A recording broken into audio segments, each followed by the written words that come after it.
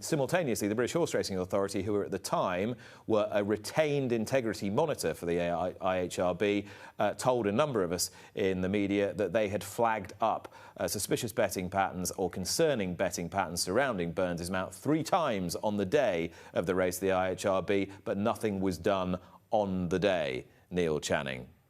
Well, we have on the caption exonerated, which I think is important because I have sort of got the feeling since this week that lots of people are sort of saying, well, everybody knows they were guilty, but they got off.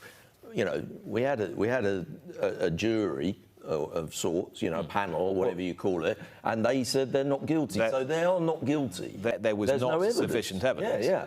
Now, whether that was a big cock-up by the IHRB is another question. I mean, they've just... They reject that claim. They've just decided, haven't they, quite recently, that they don't want to pay, is it $350,000 for 5 years to retain the services of the BHA betting intelligence people.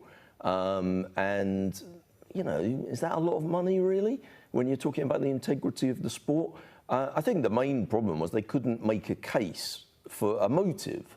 That was the thing, and that was because they couldn't tie the fact that the horse drifted from 13 to 8 out to 13 to 2 down to specific people and specific bets. Yes, there was no paper trail.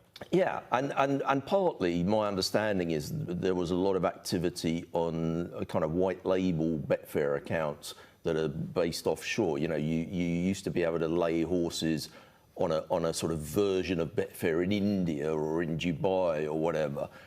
You're not allowed to do that anymore. You can't lay on those things. But my understanding is that there were tens of thousands being laid on these foreign exchanges. I don't think any of that came up in front of the tribunal.